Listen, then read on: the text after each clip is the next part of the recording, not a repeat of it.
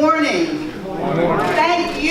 Thank you for being here, for stepping aside from your work and your homes and your other engagements to be here to raise your voice as advocates, exercising your constitutional right, your sacred right, I say, to petition your government.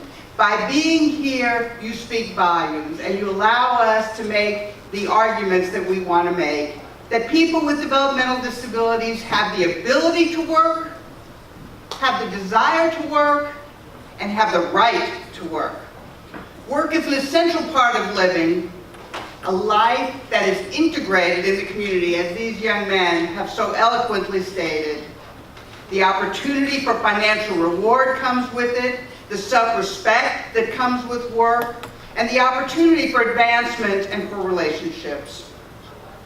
So employment in an integrated setting, working alongside people without disabilities, in jobs paying at or above minimum wage, must be the first and preferred priority for all people with disabilities who want to work.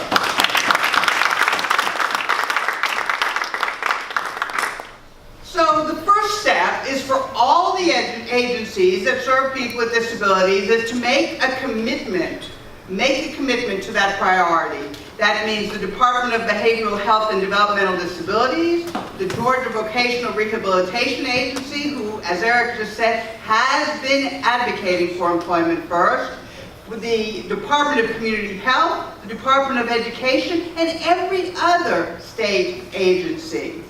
So Georgia, as Representative Coelho said, is behind the rest of the nation in carrying out our obligations to support the employment of people with disabilities.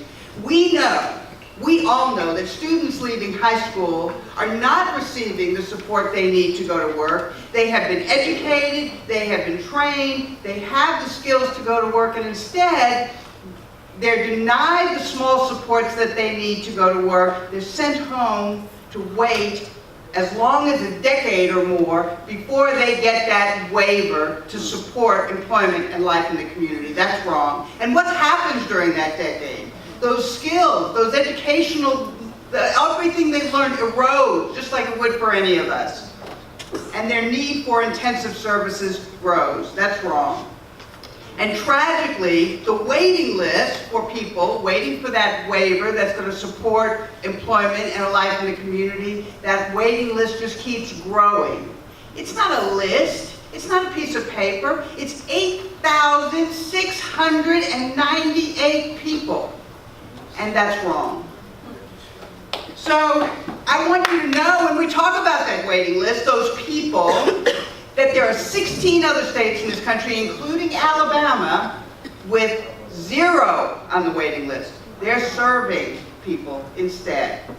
So Georgia, unfortunately, serves a lower percentage of people in getting those waivers to support living in the community than any other state in the country, except for Nevada and Mississippi. 4%, that's too low.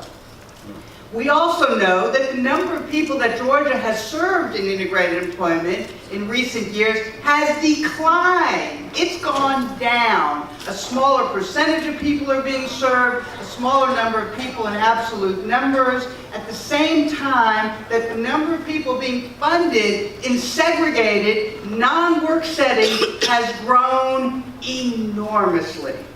That's wrong. Georgia's total spending for services for people with intellectual and developmental disabilities declined by $12.5 million between 2008 and 2014, and most of that decline came from state, local funds. Federal funding was flat. Likewise, people with cognitive disabilities with jobs declined from 28.4% to 18.8%. And in absolute numbers, that was 10,000 people fewer employed. If you look at people with all disabilities, it's also a sad picture. From 2008 to 2014, the percentage of people employed in Georgia declined from 39.5% to 28.6%, equaling a total decline of 50,000 people fewer employed. Georgia can do better. Georgia must do better. The law clearly requires Georgia to move towards supporting people in integrated employment. You look at the Americans with Disabilities Act, thank you Representative Coelho. You look at Olmstead decision, a Georgia decision by the United States Supreme Court, the Workforce Opportunity Investment Act, the Home and Community-Based Services Setting Rules, the Department of Justice Minimum Wage Enforcement Initiative. All of these say Georgia is legally required to do better. So the change needs to come in policy and in funding. We need to make employment of people with disabilities a priority. We need to create measurable goals and hold them accountable to those goals. We need to emphasize the use of resources to support integrated employment over segregated non-work programs. We need to implement a long-term plan to reduce and eliminate the waiting list. And we need to address the needs of students leaving high school. With your help, we can achieve all those goals. Thank you for taking the first step today.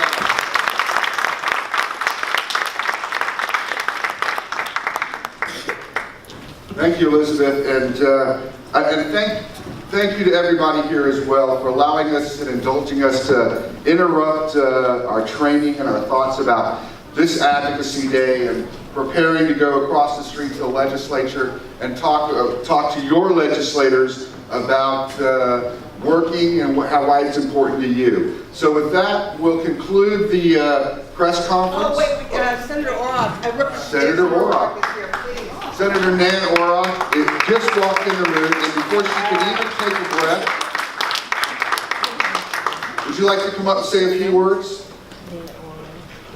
She's been one of our long-term champions. I've been around for, a few years, and I know she has as well. So,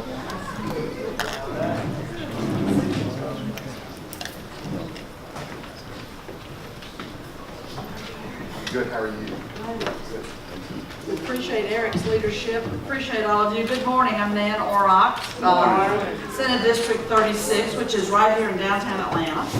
All of Southeast Atlanta, about half of Northeast Atlanta, and a little bit of Southwest Atlanta. If you live in Northwest Atlanta, you'll vote for somebody else. I'm not on that ballot. But I'm honored to represent people in Hapeville, College Park, and East Point as well. And so pleased to be able, I apologize that I'm having to just run through here because there are a lot of meetings before we start at 10 o'clock with our session. We're looking forward to seeing you all in the halls today. The Governor's Council on Developmental Disabilities has been a long time partner of, on all the battles fighting for the disability issues. And it's now changed its name, of course. It used to be Governor's Council, it's now Georgia Council. That's even more inclusive, is it not? Your voices and your life experience and your passion on your issues is critically important, and lawmakers need to hear that, see you, meet you, and know your story. The strongest thing that you can do is share your story.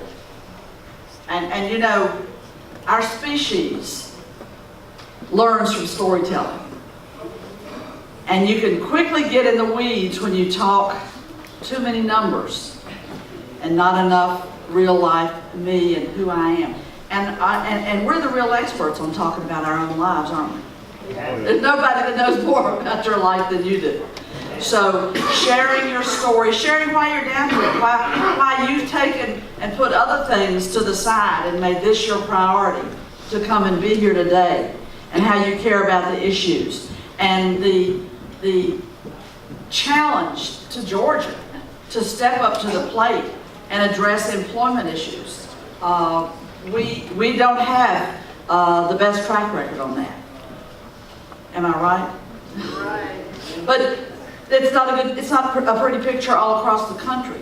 And that is why bringing your voices and your life experience here to the Capitol and talking to your legislators is one of the strongest things that you can do to help move the needle and get us in a position where we are fully engaging with the exciting possibilities of people with disabilities having many, many, many more entry paths to meaningful employment. Thank you all for being here today. And we will see you across the street. And I have seen individual people with their story come down here and change policy.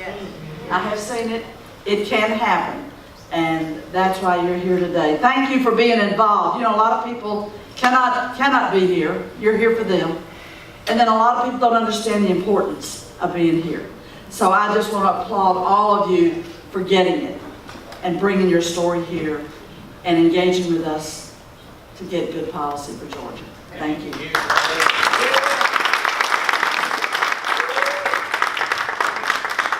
Again, thank you. I want to thank everybody for being here this morning. What I would like is, before Senator Rock, before you leave, we'd like to take some pictures. So those speakers, I get these instructions in my ears. So we'd like to take some pictures with the speakers this morning. So if you would just hold on before you leave. I'm going to turn this over now to Stacy. And I know she's going to prepare you now for going across the street. So please go across the street. Please tell your story, as Senator Warrock suggested. And make sure that your legislators know that employment is an important part of who you are and what you want out of life. So thank you again very much.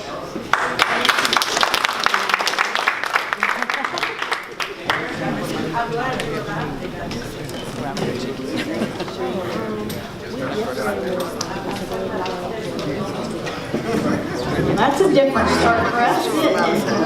Exciting. And very relevant. And then we also have our Georgia Vocational Rehabilitation Agency in the room, so thank you for being with us today. And some really important information in the back. So, back to our, what is it called, regularly scheduled?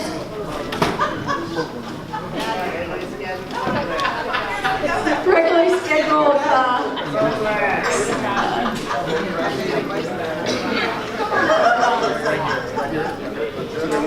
what are we here for? What are we here for? Employment first in Georgia. Hannah and Dawn have done a great job putting together a one-pager for us, so that we will take across to the Capitol, and we will share this with our senators and representatives. And Dawn wanted to take a minute just to review some of the highlights of this one pager, and then we'll go into sharing our story. So Dawn Alford.